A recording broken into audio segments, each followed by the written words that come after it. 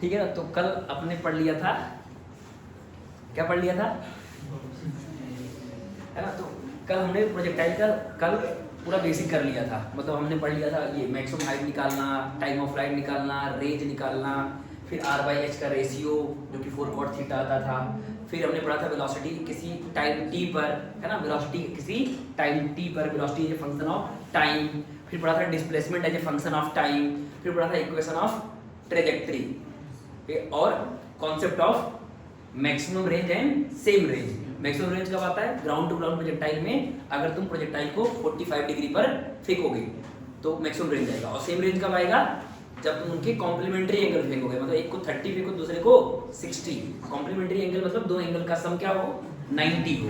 तो अगर ऐसे एंगल फेंकोगे तो प्रोजेक्टाइल की रेंज क्या होंगे, सेम। मतलब अगर एक को 30 फेंको दूसरे को 60 फेंको तो क्या आएगा, सेम रेंज आएगा, सेम रेंज। और 45 फेंकोगे तो maximum range ground to ground के लिए। और अगर एक को तुमने 15 फेंका तो सेम रेंज चाहिए, तो दूसरे के लिए किसको फेंकोगे, 75 पे फेंकोगे, है ना, तो सेम रेंज आएगा। हाँ, जो ज्यादा एंगल होगा वो ज्यादा हाइट ऊपर जाएगा, और जो कम एंगल होगा कम हाइट ऊपर जाएगा, लेकिन रेंज क्या होगा, सेम होगा। तो इतना हमने पढ़ लिया था, ठीक है। अब उसी जितने भी अपने हम टॉपिक पढ़े 2 लेक्चर में, उसी पे बेस्ड ये एक क्वेश्चन है। उसमें कितने हैं, 11 पार्ट हैं, ये हमें सॉल्व करने हैं ना। तो इसको तुमने लिख लिया होगा, तो एक एक करके सबको सॉल्व करते हैं ना। तो क्वेश्चन नंबर 1 से स्टार्ट करते हैं ना। तो सबसे पहले जो क्वेश्चन बोल रहा है उसको बना लेते हैं ना। तो क्वेश्चन में क्या बोल रखा, तो बोले ball is thrown with initial velocity 50 metre per second making angle 37 degree from horizontal, मतलब हॉरिजॉन्टल से कितने एंगल पर, 37। तो बस जल्दी से इसके डायग्राम को बनाओगे कि सर ठीक है, ये बॉल को आपने फेंका कितने स्पीड से, 50 मीटर पर सेकंड से, और ये एंगल कितना है, 37। फोकस करना। और ये है x एक्सिस और ये है y एक्सिस, मान लिया ऐसे। तो हमें पता है इसका पाथ कुछ ऐसा करके ऐसा होगा, कैसा, मतलब इसका पाथ कुछ ऐसा होगा, और यहाँ से अपन ने फेंका था किससे, 50 से, ठीक है। तो ये अपना मैक्सिमम हाइट हो जाएगा जो कि हमें निकालना है, और ये रेंज हो जाएगा जो हमें निकालना है, और टाइम ऑफ फ्लाइट होता है यहाँ से यहाँ जाने में। तो हम कैसे करते हैं प्रोजेक्टाइल क्वेश्चन, सबसे पहले हम क्या करते हैं, इसके कंपोनेंट करते हैं ना। क्या करते हैं, कंपोनेंट। मतलब इस 50 को हम इसके हॉरिजॉन्टल और वर्टिकल कंपोनेंट में तोड़ देते हैं, तो इसको आएगा ux, जो कि कितना हो जाएगा, 50 cos, यदि बोलो 50 cos, हाँ cos 37, और इधर आएगा uy, तो इधर आ जाएगा कितना, 50 sin 37। अच्छा सॉल्व करोगे तो इसकी वैल्यू होती है 4/5, तो इधर आ जाएगा 40, और इधर होती है 3/5, तो आ जाएगा 30, है ना। sin 37 कितना होता है, 3/5। तो इसका तो y में वेलोसिटी कितनी आई, 30, और x में कितनी आई, 40।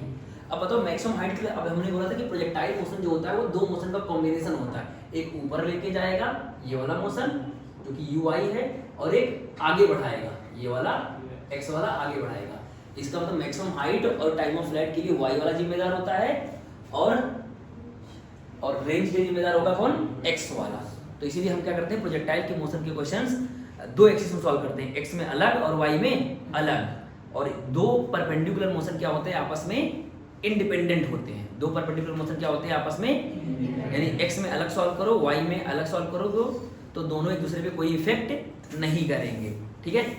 तो अब सबसे पहले क्या करेंगे, मैक्सिमम हाइट निकालेंगे। क्या निकालेंगे, मैक्सिमम हाइट, ठीक है ना। तो हम क्या निकालेंगे, मैक्सिमम हाइट, यानी कि h मैक्स।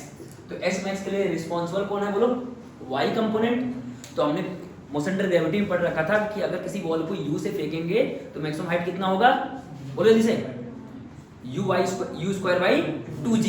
तो यहाँ पे किससे फेंक रहा हूँ, uy से, तो मैक्सिमम हाइट क्या हो जाएगा, uy²/2g।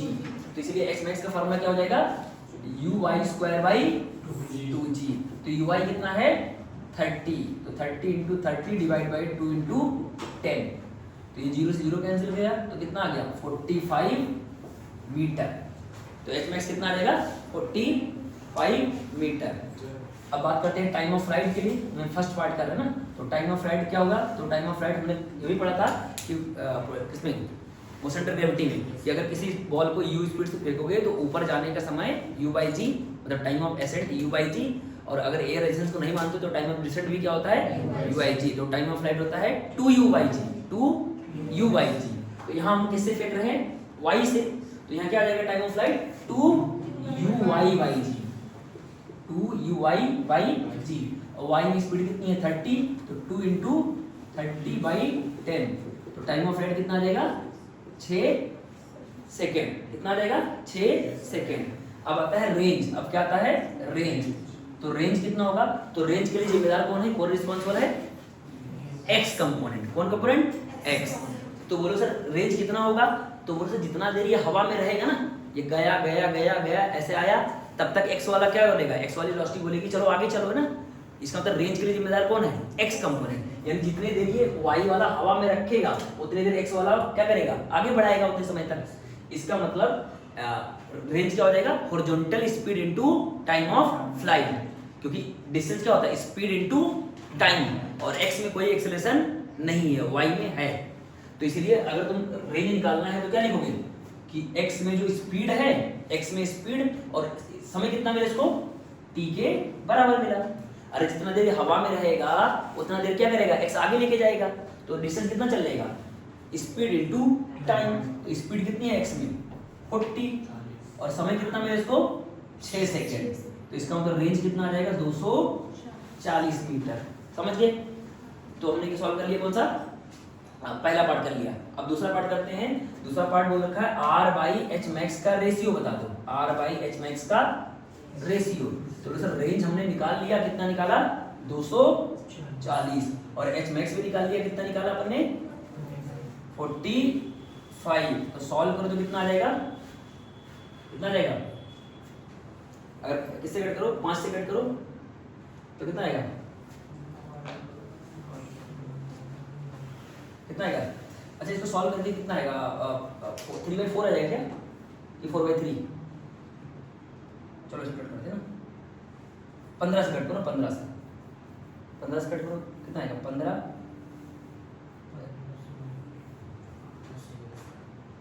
किससे कट करें, चलो 5 से कट करते हैं, 5 से, 5 चौके 20, और ये बनेगा कितना 40, तो 5 8 40, और यहाँ आएगा कितना आएगा 9। अब किससे कट होगा, 3 से कट करो ना, 3 से, तो 3 3 जा 9, और ये कितना आएगा, कितना आएगा 16। तो आंसर कितना आ गया 16/3। यानी R/H का रेशियो कितना आ गया 16/3। समझ गए। ऐसे का एक और फार्मूला सिखाया था कि सर R/Hmax का रेशियो आपने बताया था कि वो 4 cot थीटा होता था। अरे क्या होता था 4 cot थीटा, ये सिखाया था ना कि R/Hmax का रेशियो क्या होता है 4 cot थीटा। तो फार्मूला लगा दो ना, तो cot थीटा, थीटा कितना है 37, तो cot 37, और cot 37 की वैल्यू कितनी होती है 4/3 होती है। तो आंसर क्या जाएगा 16/3। तो यहाँ से भी फार्मूले से भी सेम आता है। ठीक है, तो इतने पार्ट को लिखो, फिर और बाकी के पार्ट करते हैं ना, जल्दी से लिखो।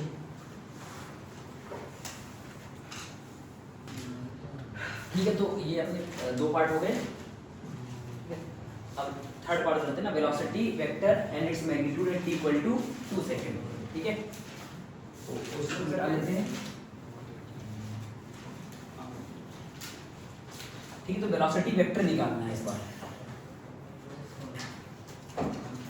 तो यही मिटा देते हैं ना, खाली तो मिटा ही देते हैं। एक सुंदर सा डायग्राम बनाते हैं थर्ड पार्ट।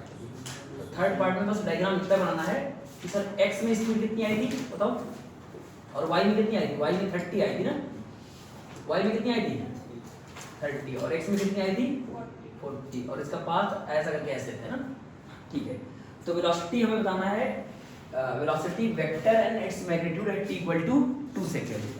ठीक है ना। तो हमें पता है कि ये जो मोशन होता है वो 2 मोशन का कॉम्बिनेशन है, एक ये वाला मोशन और ये वाला, और एक ये वाला। तो क्या करेंगे, x में इक्वेशन लिखेंगे मतलब वेलोसिटी का, और y में लिखेंगे। तो बताओ फर्स्ट इक्वेशन अगर लगाओ ना, फर्स्ट इक्वेशन y में, ये x में लगाओ, तो लिखो क्या लिखोगे, vx = बोलो इसे ux + ax × t, और x में कोई एक्सेशन नहीं है तो ये टर्म 0 हो जाएगा। तो vx जो आ जाएगा वो क्या आ जाएगा ux। ऐसे y में लिखोगे तो y में क्या लिखोगे, vy = uy + ay × t। तो vy कितना हो जाएगा, तो उसे uy अपना कितना है 30, और ए वाई कितना है माइनस का जी नीचे लगता है ना यहाँ पर, तो माइनस जी इंटू टी। इसका मतलब हमारा जो वेलोसिटी वेक्टर आएगा वो आएगा V X I cap V Y J cap. इसका मतलब वी वेक्टर जो आया, अच्छा यूएक्स कितना आया था, यूएक्स 40 आया ना, इसको 40 लिख दो, देखो देखो 40 आई कैप और वाई में कितना हो जाएगा 30 माइनस जी टी जे कैप। ये हमारा आ गया velocity as a function of time आ गया। ये क्या आ गया, velocity as a function of time. लेकिन हमें निकालना कब है, कब निकालना है, t इक्वल टू 2 पे, इसमें 2 डाल देंगे। तो देखो x में वेलोसिटी सेम रहेगी ना, x में जो 40 थी तो बाद में भी क्या रहेगा, हर एक पॉइंट पे x में वेलोसिटी कितनी रहेगी 40 40 40, मतलब x कंपोनेंट कभी भी चेंज नहीं होगा, y बस चेंज होगा। तो बस यहाँ रखो कितना, तो लिखोगे एट t इक्वल टू 2, तो 2 रखोगे तो v वेक्टर कितना आ जाएगा 40 आई कैप और x में कितना हो जाएगा, तो यहाँ रखोगे 2, तो बनेगा कितना 20, 20 में से 30 जाएगा तो 10, तो यहाँ जाएगा 10 जे कैप। तो ये हमारा वेलोसिटी वेक्टर आ गया। वेलोसिटी वेक्टर कब आ गया, t इक्वल टू 2 सेकंड पे। तो इसका मैग्नीट्यूड कितना आ जाएगा, तो मॉड निकाल दो। तो मॉड क्या होता है, i के कोफिशिएंट का स्क्वायर j के कोफिशिएंट का स्क्वायर। तो ये कितना आ जाएगा, ये बन जाएगा 1600 और ये बनेगा 100, तो रूट 1700, रूट 1700 मतलब कितना आएगा 10 रूट 17 मीटर पर सेकेंड। अब इसकी डायरेक्शन निकालनी है, और डायरेक्शन भी निकालनी है, तो इसको अच्छे से बना लोगे ऐसे। तो x में स्पीड कितनी है इसकी 40 और y में कितनी है सिर्फ 10, तो इसका मतलब ये वेलोसिटी हमारी नेट आई।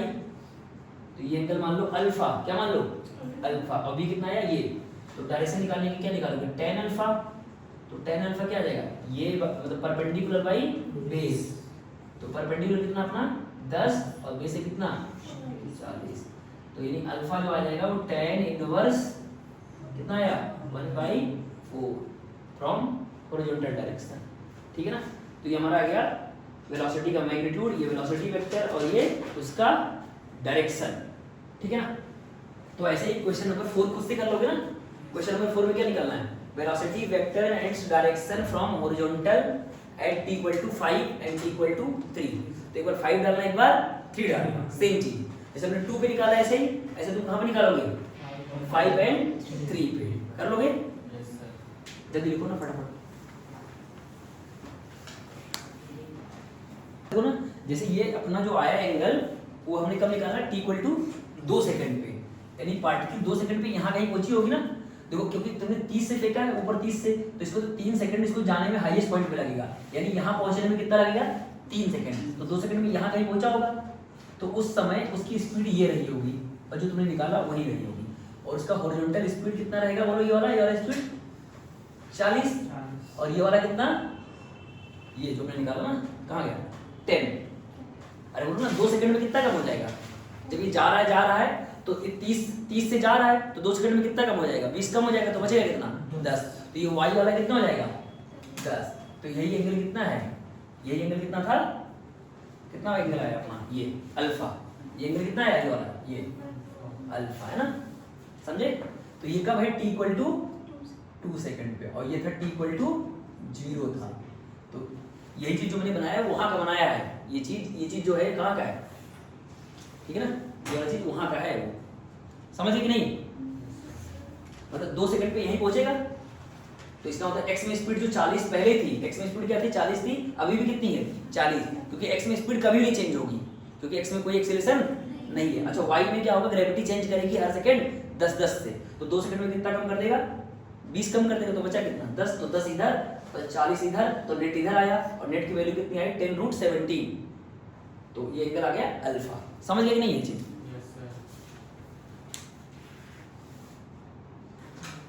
ठीक है। तो ये वाला पार्ट हो गया। चौथे का पार्ट में जल्दी से फटाफट कर देता हूँ ना, बिना मतलब कैलकुलेट किए ना, ऐसे कर देते हैं। देखो ना चौथे पार्ट का ए और बी करना ना फटाफट, देखो तुम लोग को भी ऐसे करना ना जैसे मैं कर रहा हूँ। तो चौथा पार्ट का अगर सॉल्व करना है ना तो कितना एक लाइन में सॉल्व होगा ना, मतलब अच्छा इधर स्पीड कितनी थी 40 और इधर कितनी थी 30, इसका पास ऐसे होगा, तो उसने कब पूछ रखा है 5 में, अरे कब पूछ रखा है, तो इसका टाइम ऑफ फ्लाइट कितना आया था 6 सेकंड, और 3 सेकंड पे अपनी मैक्सिमम हाइट पे होगा, 3 सेकंड पे यहाँ कहीं होगा, तो 5 पे कहाँ होगा, यहाँ कहीं होगा। अरे बोलो 5 में कहाँ होगा, फोकस करना एक बार, 5 पे यहाँ कहीं पहुंचा होगा, 5 पर, समझ में आ रहा है, 5 सेकंड पर। तो सर लेकिन x में स्पीड चेंज होगी नहीं, तो x में पहले कितना था 40, तो अभी भी कितना होगा, पक्का ना 40। अच्छा y में कितना हो जाएगा, तो सर 30 से हमने फेंका है ऊपर, तो 3 सेकंड बाद यहाँ पहुंचेगा तो 0 स्पीड हो जाएगी, और बचा कितना 2 सेकंड, ध्यान दो। अरे 30 से ऊपर जा रहा है तो 3 सेकंड में अपने मैक्सिमम हाइट पहुंच जाएगा। अरे समझ में आ रहा है कि नहीं, ऊपर जाएगा जाएगा जाएगा, 3 सेकंड बाद यहाँ पहुंचा, अब 2 सेकंड अभी भी बचा, अब वापस आएगा तो स्पीड कितनी होगी, 1 सेकंड में 10 या 1 सेकंड में कितना 20, यानी 5 सेकंड में नीचे की तरफ कितनी हो जाएगी 20। तो ये जो होगी वो नेट वेलोसिटी होगी, ये क्या होगी, इसका मतलब जो वेलोसिटी वेक्टर आएगा डायरेक्ट 5 सेकंड पर वो कितना आएगा इक्वल टू 5 पर। तो जल्दी से, अरे 40 आई कैप माइनस का 20, समझ में आ रहा है, और इसी का मॉड निकाल दो तो वेलोसिटी की वैल्यू आ जाएगी, तो कितनी आ जाएगी 40 का स्क्वायर प्लस 20 का स्क्वायर, और डायरेक्शन निकालना है तो ये अल्फा निकालना है, तो क्या बोलोगे tan अल्फा बराबर बोलो परपेंडिकुलर बाई बेस, तो परपेंडिकुलर कितना होगा 20 और बेस कितना है 40, तो आंसर कितना आ गया 1/4, तो अल्फा कितना आ गया tan इनवर्स 1/2 है ना, tan इनवर्स 1/2, कहां से, from positive x axis in clockwise, from positive x axis in clockwise direction. और अगला कब निकालना है 3 पे, तो 3 पे तो यहाँ पहुंच जाएगा ना यार, कहाँ पहुंच जाएगा, अरे समझ में आ रहा है कि नहीं, इक्वल टू 3 पर यहाँ पहुंच जाएगा, समझ में आ रहा है। अरे 3 से जब जाओगे तो ये हर सेकंड 10-10 से कम होगा, 10-10 से कम होगा, तो 3 सेकंड बाद y वाली स्पीड क्या हो जाएगी 0, सिर्फ क्या बचेगा x वाली स्पीड, कितनी बचेगी सिर्फ 40। इसका मतलब at t equal to 3, at t equal to 3, तो जो v आएगा वो बेसिकली क्या हो जाएगा 40 आई कैप हो जाएगा, 40 आई कैप, और बाकी 0, तो मॉड v कितना हो जाएगा 40, और डायरेक्शन क्या आ जाएगा, डायरेक्शन क्या हो जाएगा, डायरेक्शन इन एक्स डायरेक्शन, बोलो पॉजिटिव एक्स डायरेक्शन, ठीक है ना, पॉजिटिव एक्स डायरेक्शन, समझ गए कि नहीं, बोलो। तो हमने सॉल्व कर लिया क्वेश्चन नंबर 4, अब करते हैं 5, लिख लो जल्दी से फटाफट ना, जो तुमने सॉल्व किया उसके साइड में ऐसे लिख लो ये चीज, ठीक है। तो ये हो गया, अब ये वाला पार्ट करते हैं ना, फिफ्थ वाला जो पार्ट है क्या बोला, time when velocity vector making angle 30 from horizontal, मतलब हॉरिजॉन्टल से जब 30 डिग्री बना रहा होगा तब कितना होगा, तो हॉरिजॉन्टल से 30 दो बार बनाएगा ना, एक बार यहाँ बनाएगा मतलब एक एंटी क्लॉकवाइज में एक क्लॉकवाइज में, तो हम सिर्फ क्या कर रहे हैं एंटी क्लॉकवाइज में, ऐसा समझ में आ रहा है कि नहीं। जैसे क्वेश्चन नंबर 5 का यहाँ मैं तरफ बना रहा हूँ ना, सुनना ध्यान से, तो क्वेश्चन नंबर 5 देखो, 5th नंबर,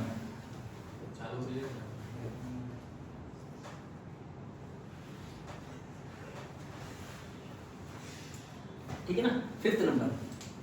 तो 5th नंबर में क्या हो रहा है, time when velocity vector making angle 30 degree from horizontal, तो इधर स्पीड कितनी थी बोलो 40, और इधर कितनी थी 30, ठीक है। अच्छा ये एंगल कितना था 37, तो सोचो यहाँ जब पहुंचेगा तो एंगल कम हो जाएगा, अच्छा यहाँ पहुंचेगा तब भी एंगल क्या बनेगा कम बनेगा, तो इसका दो बार ऐसा होगा। अब लेकिन हम यही वाला बात कर रहे हैं कि यहाँ कहीं मान लो हो जाएगा, तो इस समय यहाँ पर स्पीड कितनी रहेगी, तो हमेशा 40 ही रहेगी, और ये वाली स्पीड कितनी हो जाएगी, तो बोलो सर ये by हो जाएगी, और ये इसका नाम है vx, क्या नाम है इसका vx। अच्छा x वाली स्पीड कभी भी चेंज नहीं होगी। अच्छा by कितनी हो जाएगी, तो बोलो सर हो जाएगा ui minus gt, ui minus, और ui कितना है 30, तो यहाँ पर किसी t टाइम पर मैंने मान लिया कि समय t रहा होगा, ये समय कितना रहा होगा t, तो उस समय y वाला वेलोसिटी कितनी हो जाएगी 30 माइनस gt, तो ये हमारी वेलोसिटी हो गई। तो ये बोल रहा है कितना एंगल बना ले 30, अरे कितना बना ले, क्वेश्चन में क्या बोल रहा है कितना बना ले 30, तो 30 बना लेंगे।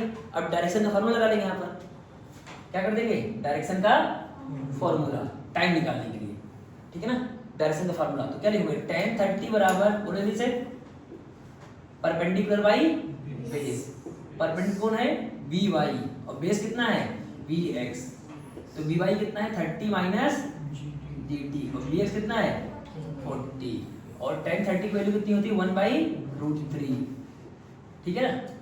तो इसको लिख दो 10t और इसको लिख दो 40। तो अगर 10 कॉमन लेके काट दो तो कट जाएगा और इसको इधर मल्टीप्लाई कर दो ना, समझ में आ रहा है। तो 4/√3 और यहाँ क्या बचेगा 3 - t, मतलब 10 कॉमन लिया और नीचे वाले से काट दिया, 3 आ गया। तो यहाँ से t की वैल्यू कितनी आ गई, t इधर भेज दो और 3/4/√3, तो t की वैल्यू इतने सेकंड आ गई, ठीक है ना। अगर चाहो तो और अप्रॉक्स सॉल्व कर सकते हैं, इसको इधर भेज दो तो 3 कर ही लेगा ना, तो जगह 3√3 - 4/√3, तो 3√3 तो √3 होता 1.7 है ना, तो 3 × 1.7 और ये माइनस का 4/√3 मतलब 1.7, ठीक है ना। तो ये कितना हो जाएगा 5.1 - 4 / 1.7 कर लोगे ना आप, तो जो भी आएगा उतने सेकेंड हो जाएगा, समझिए ना। तो इतने सेकंड बाद हमें निकलता है time and velocity vector making angle 30 from horizontal, समझ गए, बोलो। तो इतना टाइम हो जाएगा। अब बोले कि उस समय वेलोसिटी कितनी होगी, उस समय ये वाली वेलोसिटी कितनी होगी, ठीक है ना। तो टाइम तो ये आ गया, अरे टाइम तो ये आ गया ना, ठीक है ना। तो उस समय वेलोसिटी कितनी होगी, तो ये टाइम की वैल्यू उठा के यहाँ पुट कर देना, तो ये by आ जाएगा और ये bx, उनका क्या ले लेना मॉड। अरे यार नहीं समझ में। तो इसका मतलब उस समय जो वेलोसिटी रही होगी वो कितनी रही होगी, वेलोसिटी कितनी रही होगी। तो v निकालने का एकदम सिंपल सा तरीका है, देखो जाता है ना, ऐसे बोलोगे कि सर इधर ही देखो, अगर इस पॉइंट पे वेलोसिटी निकालना है, इस पॉइंट पर, तो देखो ध्यान से ना, ये कितना है v और ये कितना है 30 और ये कितना है 40, तो इसका एक कंपोनेंट इधर क्या आएगा v cos 30, इधर क्या आएगा v cos 30, अरे इसका b का एक कंपोनेंट क्या आएगा v cos 30, तो v cos 30 किसके बराबर होगा 40 के। ऐसा होता ना, इसका जो एक कंपोनेंट होगा वो कितना होगा b cos 30, और b cos 30 किसके बराबर हमेशा होगा 40 के।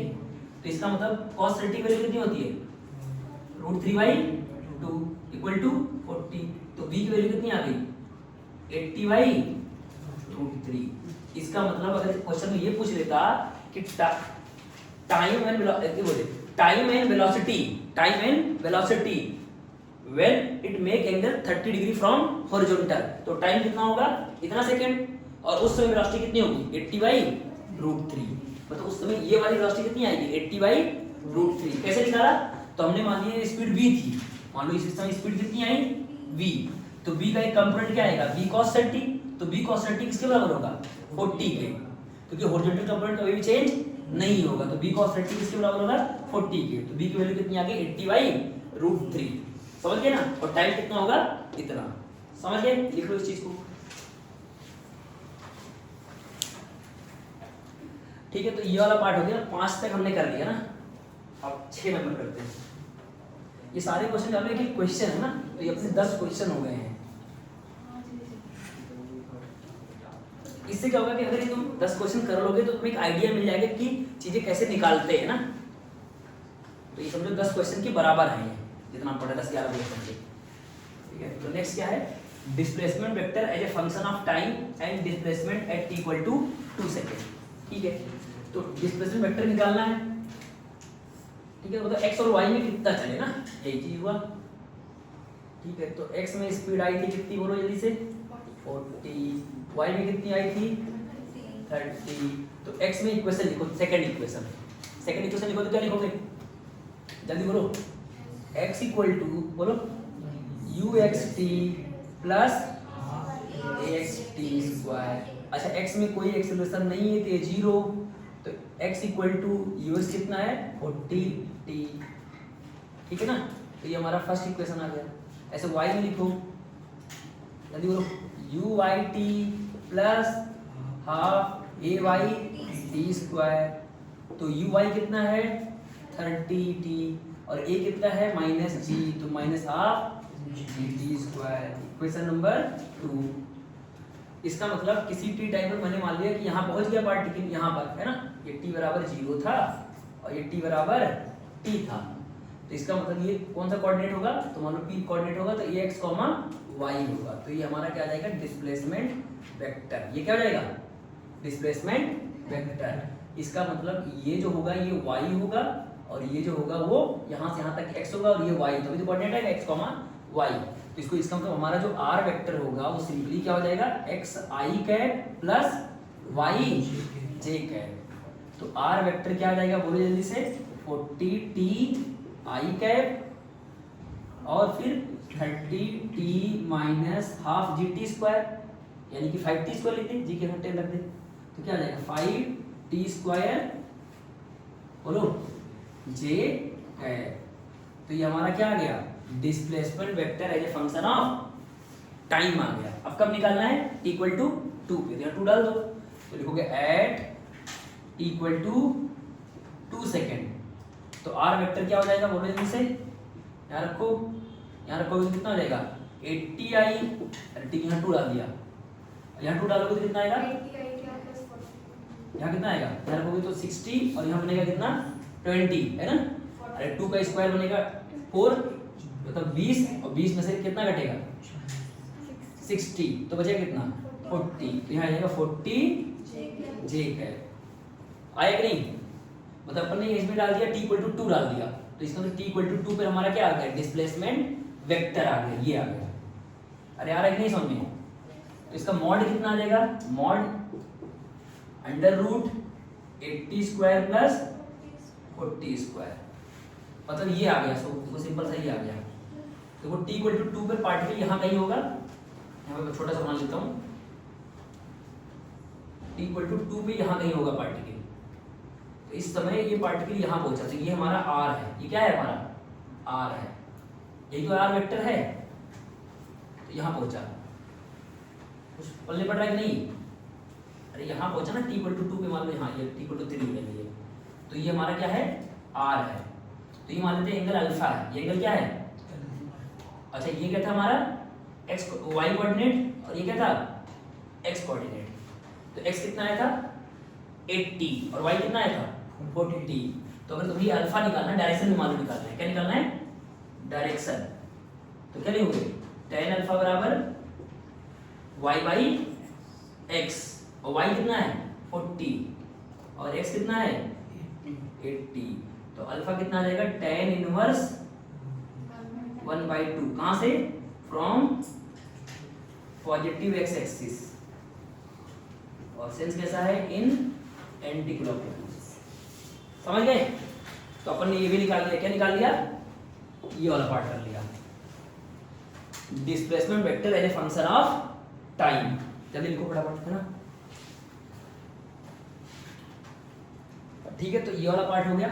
अब बात करते हैं इक्वेशन ऑफ ट्रेजेक्ट्री, ठीक है ना। तो इक्वेशन ऑफ ट्रेजेक्ट्री निकालने के लिए हमें क्या निकालना होता है, एक्स और वाई में रिलेशन, एक्स कोऑर्डिनेट और वाई कोऑर्डिनेट में रिलेशन। तो कैसे निकालते हैं, तो बोलो सर जो आपने ये लिखा है ना, ये पूरा एक्स और वाई में इक्वेशन लिखो, क्या लिखो, एक्स और वाई में इक्वेशन लिखो। तो क्वेश्चन नंबर कौन सा है, कौन सा है 7, तो ये 7 का ये आंसर है। पहले x में इक्वेशन लिखो, ये आया, y में इक्वेशन ये आया। तो जो तुमने x में इक्वेशन निकाला लिखा, उसमें टाइम निकालो, उससे क्या निकालो टाइम, टाइम की वैल्यू कितनी आएगी x बाई 40, इसको बोलो इक्वेशन नंबर फर्स्ट। और यहाँ पे टाइम दिख रहा होगा, तो ये वाला टाइम यहाँ पर रख दो, मतलब हमें चाहिए x और y कोऑर्डिनेट में रिलेशन, ध्यान दो।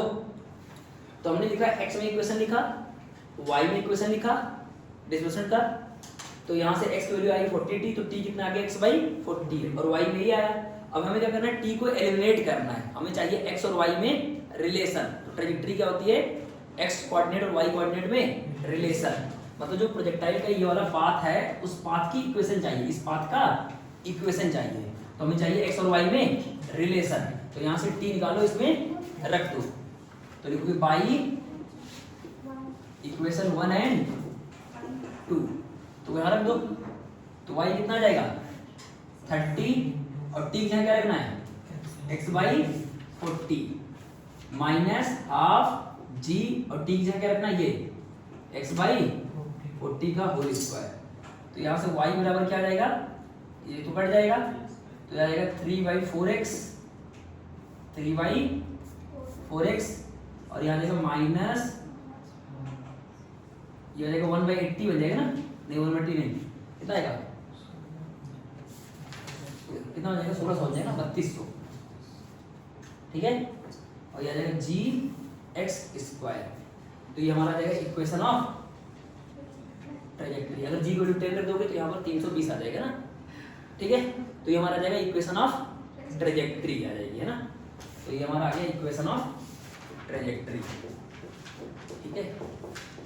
इसको लिख लो जल्दी से। तो इक्वेशन ऑफ ट्रेजेक्टरी कैसे निकालते हैं, एक्स और वाई में रिलेशन लिखते हैं, मतलब टी को एलिमिनेट करते हैं, टी से यहाँ टी की वैल्यू यहाँ से निकाल के यहाँ पर रख देंगे तो एक्स और वाई में रिलेशन आ जाएगा, तो इक्वेशन ऑफ ट्रेजेक्टरी आ जाएगा। तुम्हें दिख रहा होगा वाई जो है वो एक्स स्क्वायर के पे डिपेंड कर रहा है, इसका मतलब ग्राफ कैसा हो जाएगा, पैराबोला, है ना। ग्राफ कैसा हो जाएगा, पैराबोला, ठीक है ना। अब क्वेश्चन नंबर क्या करते हैं, 8 है ना और 9, जल्दी फटाफट लिखो,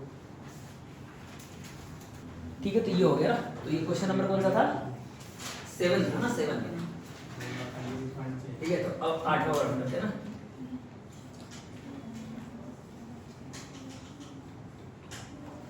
अब देखो 8वें पार्ट में क्या है, बोला टाइम बताओ व्हेन वेलोसिटी, बोलेगा when displacement vector is perpendicular to acceleration. तो सिंपल है ना, ध्यान देना 8वें पार्ट में। तो 8वें पार्ट में बोला है कि जब डिस्प्लेसमेंट वेक्टर क्या हो, परपेंडिकुलर हो किसके, एक्सेलरेशन के। तो बताओ डिस्प्लेसमेंट वेक्टर कितना आता था, कितना आता था, बोलिए जल्दी से, 40 टी आई कैप, है ना, 40 टी, और y में कितना आया था, 30 माइनस जी टी जे कैप, ये आया था, बोलो। और एक्सेसन तो नीचे लगता है, तो एक्सेसन की वैल्यू कितनी आएगी, माइनस का 10 या फिर माइनस का जी जे कैप, और एक्सेसन तो हमेशा नीचे लगेगा ना। तो बोला ये दोनों आपस में परपेंडिकुलर हो जाए, ये दोनों आपस में क्या हो जाए, तो परपेंडिकुलर मतलब जब दो वेक्टर परपेंडिकुलर होते हैं तो उनके डॉट प्रोडक्ट क्या होते हैं, 0, पता है सबको। अगर दो वेक्टर परपेंडिकुलर होते हैं तो उनके डॉट प्रोडक्ट 0 होते हैं, तो हम क्या कर देंगे, r और a को क्या कर देंगे, r और a का डॉट प्रोडक्ट क्या कर देंगे, 0। तो इसका मतलब क्या हो जाएगा, when a vector perpendicular to r vector then a dot r क्या हो जाएगा, 0। a vector dot r vector क्या हो जाएगा, तो डॉट प्रोडक्ट कर देंगे। तो डॉट में क्या करते हैं, आई आई का मल्टीप्लाई जे जे का मल्टीप्लाई, तो यहाँ तो आई है ही नहीं इसमें, तो बस इसका मल्टीप्लाई इससे होगा। अरे सिखाया था ना डॉट में, आई आई का मल्टीप्लाई जे जे का मल्टीप्लाई, समझ में आ रहा है। आई और जे का मल्टीप्लाई 0 हो जाता है ना, क्योंकि एंगल 90 बनता है, सबने पढ़ रखा ना। ए डॉट बी क्या होता है, ए का मैग्नीट्यूड, बी का मैग्नीट्यूड और उनके बीच का cos थीटा, ठीक है ना। तो अगर इन दोनों के बीच का एंगल 90 हो गया तो cos 90 0 हो जाएगा, तो ए डॉट बी क्या आ जाएगा, 0 आ जाएगा। तो वही चीज हमने लगाया कि सर r और a परपेंडिकुलर है, इसका मतलब इनका डॉट प्रोडक्ट क्या आएगा, 0। तो डॉट करो, तो अब यहाँ पर देखो i तो है ही नहीं, तो आई आई का मल्टीप्लाई खत्म और जे जे का मल्टीप्लाई कर दो खाली, है ना। देखो इसका इससे जब करोगे तो आंसर 0 आएगा, और इससे इसका आंसर करोगे तो आएगा, ठीक है। इसलिए इसका इससे कर दो सिर्फ, तो ए डॉट आर निकालो, तो इसका इससे मल्टीप्लाई करो तो क्या आएगा, माइनस जी, अच्छा जे डॉट जे क्या हो जाता है, 1, जे डॉट जे क्या हो जाएगा, 1, क्या बनेगा, माइनस जी 30 माइनस जी टी बराबर 0, तो जी उधर चला जाएगा, तो 30 बराबर क्या आ जाएगा, जी टी, तो टी कितना आ जाएगा, 3 सेकेंड, टी कितना आ जाएगा, 3 सेकेंड, टी कितना आ जाएगा, 3 सेकेंड। अच्छा कॉमन सेंस से भी समझ में आ रहा था कि सर 3 सेकेंड में ऐसा होगा, क्यों, क्योंकि जब तुम बॉल को फेंकोगे तो उस समय उसका पोजीशन क्या होगा, यहाँ कहीं होगा, ठीक है ना। इस समय यहाँ पोजीशन होगा, t = 3 पे कहीं तो होगा, तो उस समय एक्सेलरेशन इधर होगा, और एक्सेलरेशन यही होगा ना नीचे g, और r इधर होगा, r 30 माइनस dt है ना यार, नहीं सर, क्या चीज, डिस्प्लेसमेंट में तो 40t और 30t minus half gt square, अच्छा x में स्पीड कितनी थी, 40t, और y में 30t minus half gt square. अच्छा हाँ यार ये 30t आया था, वेक्टर का लिख दिया है वो। अच्छा हमने उसका ले लिया, वेलोसिटी का ले लिया एक बार, तो ये आ जाएगा 40t आई कैप, और इधर कितना आएगा 30t minus half G T square, half G T square मतलब 5t स्क्वायर, है ना। अब था तो यहाँ पर यहाँ का बढ़ गया ना, तो डॉट करोगे तो क्या आएगा डॉट, अब इसका इसके साथ डॉट करोगे और ये तो 0 हो जाएगा, हाँ अब सही है ना, हाँ तो इसका इसके साथ डॉट करो तो क्या आएगा, माइनस जी, और ये पूरा पूरा रहेगा 30t माइनस 5t स्क्वायर बराबर 0। अब t कॉमन ले लो, तो माइनस GT, और यहाँ कितना बचेगा 30 माइनस 5T बराबर 0।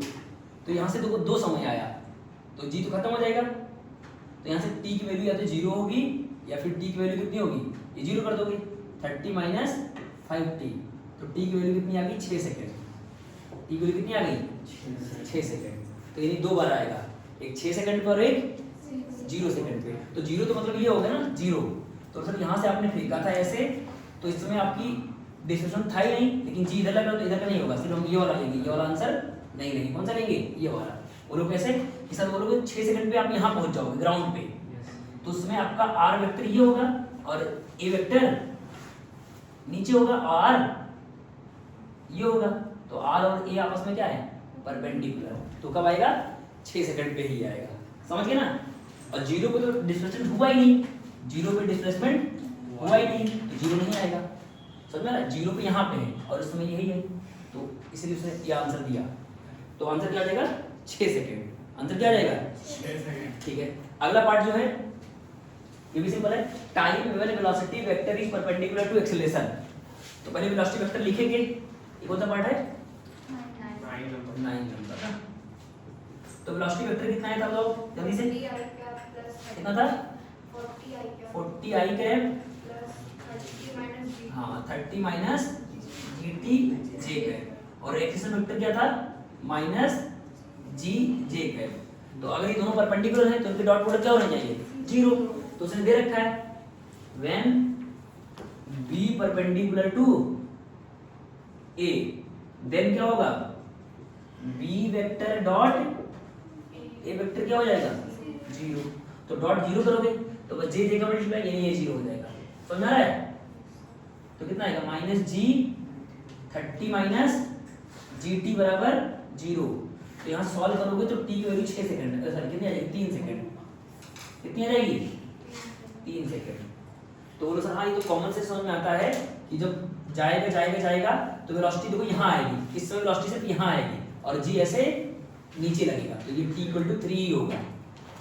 अरे यार नहीं, अरे मैक्सिमम हाइट पर जब स्पीड हॉरिजॉन्टल हो जाती है और G हमेशा नीचे लगता है तो एंगल कितना बन जाएगा 90, तो इस समय कितना होगा T इक्वल टू 3, तो T इक्वल टू 3 ने आंसर दिया। तो लिख लो जल्दी से फटाफट, ठीक है। अब लास्ट दो पार्ट है, तो है ratio of kinetic energy at point of projection and highest point, और अगला है time when velocity is perpendicular to its initial velocity, है ना।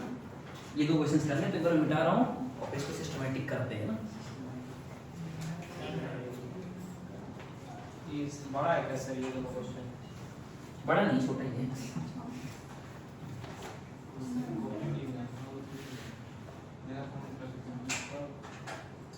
अब ध्यान दो ना, बातें नहीं करना है ना, अच्छे से ध्यान दो।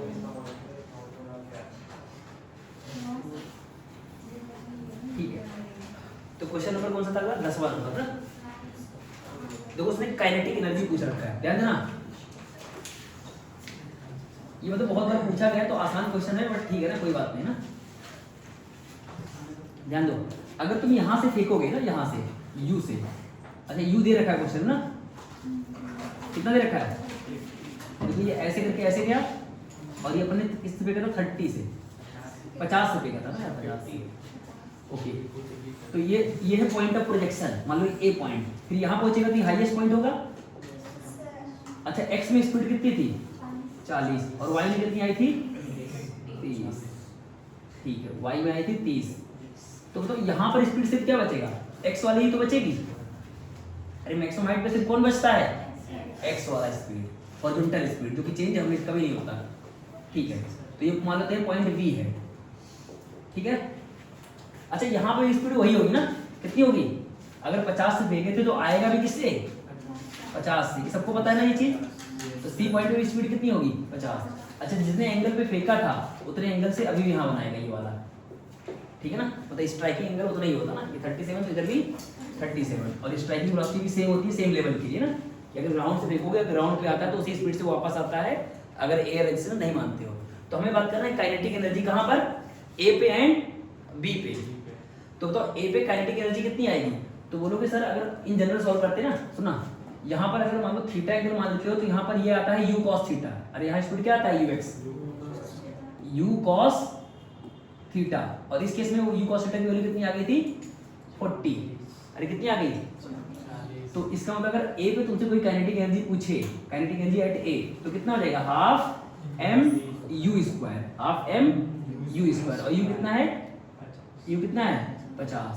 तो यानी काइनेटिक एनर्जी एट a कितना हो जाएगा हाफ m मास, मतलब जिसका जो इसका मास होगा, और u दे रखा है कितना 50, ठीक है ना। तो u को भी u रहने देते ना, u को u रहने देते ना, तो ये आ गया काइनेटिक एनर्जी एट a। अब b पे निकालना, b पे काइनेटिक एनर्जी, तो b पे काइनेटिक एनर्जी कितनी हो जाएगी u cos थीटा, तो क्या हो जाएगा हाफ m, यहाँ स्पीड कितनी हो जाएगी, यहाँ की स्पीड कितनी आएगी u cos थीटा, तो यहाँ क्या आ जाएगा बोलो u cos थीटा का होल स्क्वायर, है ना, हाफ m v स्क्वायर, और v यहाँ पर u cos थीटा होगा। तो काइनेटिक एनर्जी कितनी आ गई half m u square cos square theta. ये काइनेटिक एनर्जी क्या आ गया b आ गया। इसको मान लो फर्स्ट, इसको मान लो सेकेंड, तो इसकी जगह हम क्या ले सकते हैं k, अरे क्या ले सकते हैं, अरे क्या ले सकते हैं इसकी जगह, या फिर दोनों को डिवाइड कर दो, दोनों क्या कर दो डिवाइड, तो हम क्या करते हैं kb बाई ka निकालते हैं, क्या निकालते हैं kb बाई ka। तो kb कितना है बोलो जैसे half m u square cos square theta, और ka कितना है हाफ m u स्क्वायर, तो हाफ m u स्क्वायर में कट जाएगा, यानी कि kb बाई ka का रेशियो जो आया वो क्या आ गया cos स्क्वायर थीटा, और यहाँ पर इस थीटा कितना दे रखा है 37, तो इसके लिए आंसर कितना आ जाएगा kb बाई ka, यदि बोलो cos स्क्वायर 37, और cos 37 की वैल्यू कितनी होती है, कितनी होती है 4/5, तो 4/5 का होल स्क्वायर, तो कितना आ जाएगा 16/25, तो ये रेशियो आ गया, समझ गए। अगर तुमसे कोई पूछ रहे कि नहीं रेशियो में मुझे कितना काइनेटिक एनर्जी डिक्रीज हुआ, percent decrease in kinetic energy पूछ रखा, क्या पूछे परसेंट चेंज, क्या पूछे percent change in kinetic energy, percent change in kinetic energy, तो क्या लिखोगे चेंज इनिशियल ज्यादा था तो लिखोगे ka minus kb upon ka into 100, समझ में आ रहा है।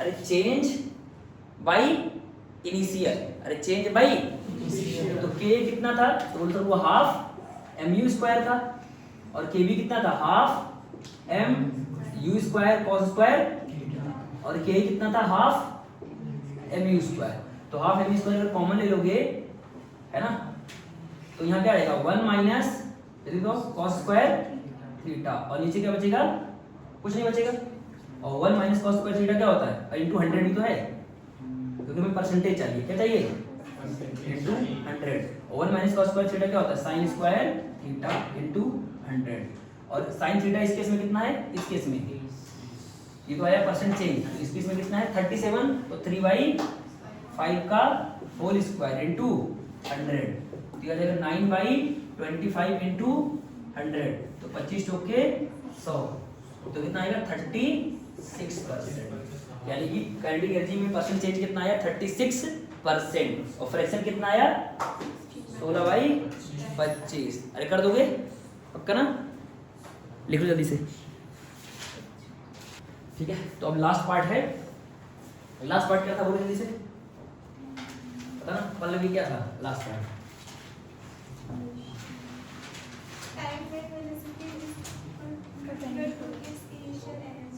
इनिशियल वेलोसिटी,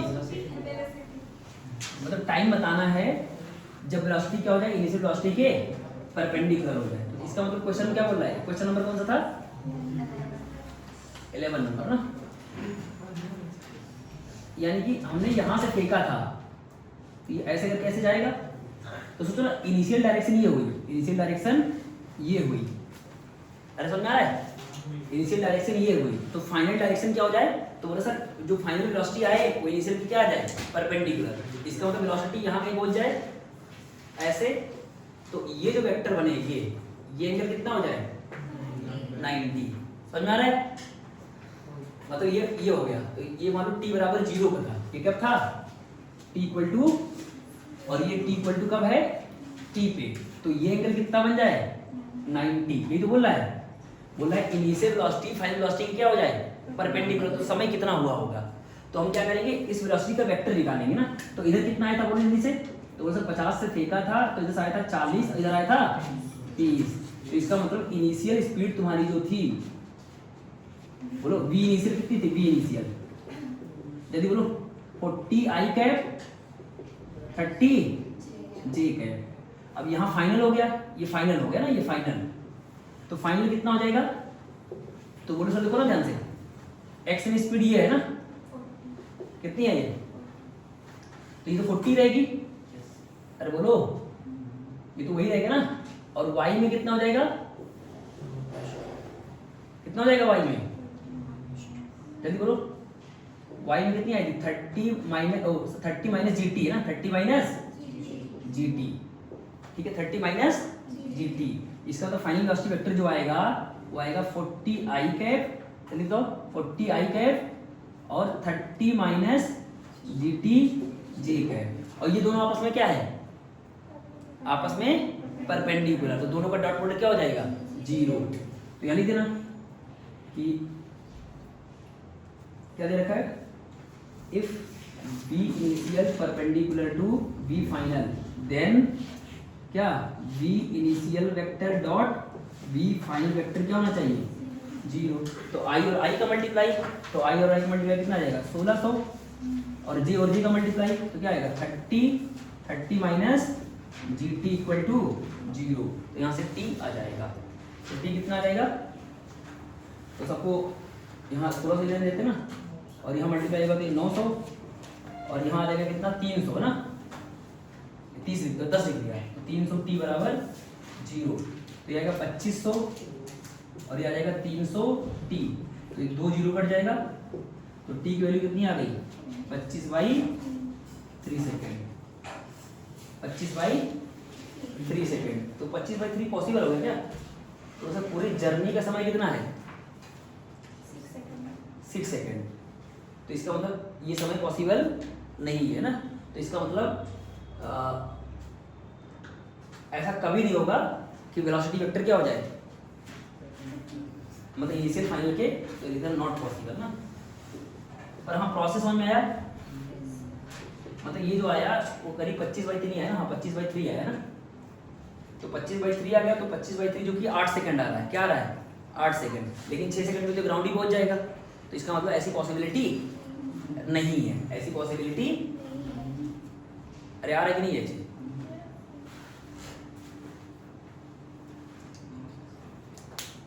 ठीक है समझ गए ना। मतलब यहाँ पर वेलोसिटी लिख दिया 30 माइनस जी टी, और सॉल्व किया तो 25/3 सेकंड आया, 25/3, तो बोला है 25/3 सेकंड पर ऐसा होगा, ठीक है। तो 25/3 पे मतलब जो कि मतलब 6 सेकंड से ज्यादा आ रहा है, तो इसका मतलब ऐसा पॉसिबल नहीं होगा, समझ गए ना। अगर मान लो 6 सेकंड से कम आता तो ऐसा पॉसिबल होता, ठीक है ना। तो ये अपना क्वेश्चन नंबर क्या हो गया 11, ठीक है। तो अब आगे बहुत सारे क्वेश्चन प्रैक्टिस करना, तो कल से हम कुछ क्वेश्चंस और करेंगे, उसके बाद पढ़ेंगे projectile eight A height of h, मतलब आप किसी h हाइट पे जाएंगे और प्रोजेक्टाइल को ऐसे फेंकेंगे या फिर ऐसे फेंकेंगे, तो ये वाला पढ़ेंगे, ठीक है। मतलब प्रोजेक्टाइल एट ए हाइट h केस नंबर 2 पढ़ेंगे। फिर एक है प्रोजेक्टाइल ऑन इंक्लाइन सरफेस, तो नीट में उतना नहीं आता, लेकिन फिर भी हम बेसिक आइडिया पढ़ेंगे, समझ में आ रहा है, ठीक है। तो आज इतना ही ना।